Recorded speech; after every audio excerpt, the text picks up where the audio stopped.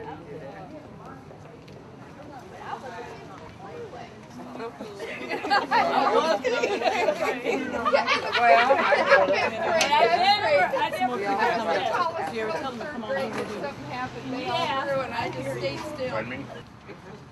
We're going to say 1, 2, 3, and you can go whenever you're done. Mike, you ready? Can you see everybody? 1, 2, 3. Where's Cuddy? But wow. Do a retake. Right. All right. Let me tell you, okay, my name is Dr. Rita Ramirez-Dean. I'm the Democrat candidate for the 65th State Assembly District. We've all sat in the back of a bus, and we've all sat in the balcony. Those were the good old days. We have a place, as everyone else, we have a voice that has not been heard. And we have to stand up and say enough is enough, and it's time for change. And what I'm talking about is that we have to be there for other people. We have to stand up and say we are proud Americans. We're not refugees, right? And we're not immigrants, because I'm third generation native Californian. That means that my family arrived from Mexico, yes, in 1900. That's 106 years, and that's long enough that I shouldn't have to say that I'm a Mexican American or that I was born in California. But we still have to, because people look at us and judge us by what they see. They see our gender. Oh, woman. I had a man call me and say, may I speak to Mr. Dean? I said, he doesn't live here. I'm divorced. Okay? But they always ask for Mr. Dean. I said, he doesn't live here. You know? They don't understand that sometimes it's just a single parent or a single woman, and that we as human beings have the same rights and the same ambitions and the same perspectives and the same dreams as everyone else. Whether we be a woman or a man, whether we be white, black, brown, red, green, or any other color, we have and have the right to have the American dream. And that's why I'm running. Because when I saw my students suffering in that they could start but not finish. When I was 16, I wanted to be a civil engineer, and I went to Mildred Watson, my world history teacher, and I said, I want to be a civil engineer, and she said, you can't be. You can either be a secretary, a nurse, or a teacher. Okay, so in 1973, I started working for Copper Mountain College, and I worked from 1972 until 1999.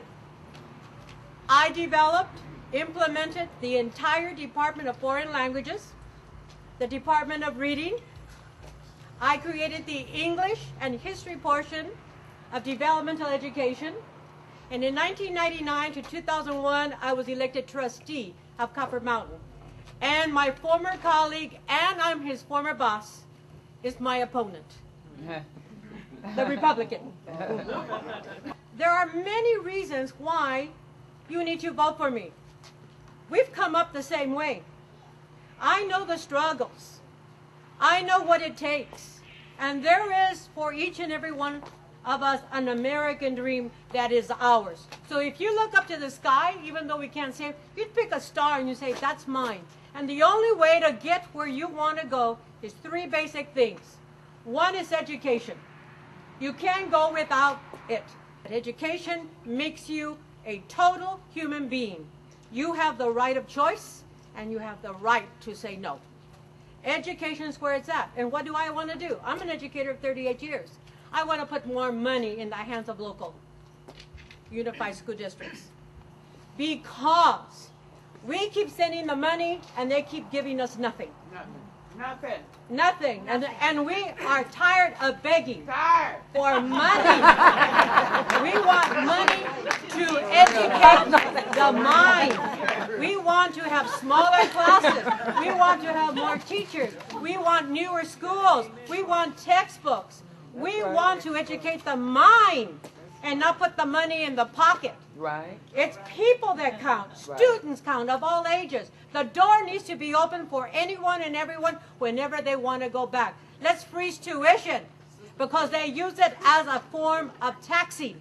Okay? The result is that we need to put education number one, because when we do that, we're putting it in investment of people. Right. And that means each and every one of you has a dream to fulfill and that you will have the means. The second is having decent employment. American jobs for Americans. Now, isn't that simple? Stop outsourcing. We should stop giving jobs to other people except to Americans. You know what? I don't believe in bringing Filipino nurses who don't have the education, who get a stipend, who get a housing, and then our own students can't finish because they don't have the means to stop. Okay, so what we're saying is, let's give stipends to nursing. Let's help our students. Let's give them jobs. My whole point is, now we get to small businesses, and small business is the backbone of our economy. We may have Walmart and we may have Stater Brothers, but you know who makes it all? You. If it wasn't for the chamber, if it wasn't for the small business, if it wasn't for diversity, we would not be prosperous. There will be no role models for the rest of us.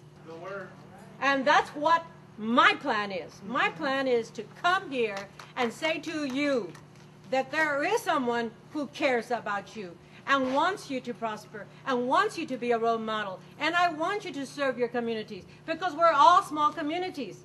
And what we want is to keep the money here. And you live here. You serve us. So let us help you. And the last is health care. You cannot have an American dream without education, without decent employment, or good health. Good health is wealth. If you have bad health, all your money goes to that prescription. Let us have universal health care, so it's not a negotiable item. Right. It means it is fair and reasonable, affordable for everybody. That's right. For those who work part-time, for those who work full-time, for those who stay at home. A price that we can have, and negotiable items. We do not want to have to fight between our job and our salary and health care. It's nothing, because it's a right and not a choice. And I'm saying to you right now, our governor veto it. Why? Because he put the pharmaceutical before the people. That's right. He put the money before the welfare of his own constituents. And so you know where he stands in regards to us. That's right. Because if he had cared, then he would have signed it. Right. Not because he was a Republican, but because he really cared about us. And all I'm saying to you is, I would be the first woman, the first minority woman in 100 years if you vote. And if you vote for me, I'm a friend. Okay. I hear you. I'm not a politician. I'm an educator. That's right. I'm an educator. I'm a mother. I'm a senior citizen. I'm a person of color. Okay. And there is no difference between us. Okay. There is no difference. For God has created each and every one of us, and under the law, we should have the same civil rights. That's right. And so therefore I say to you, I may be just a woman. I may be just a minority woman. But baby, I'm a fighter. That's right. So read my lips, Arnold. Hasta la vista. All right. That's right, Rita.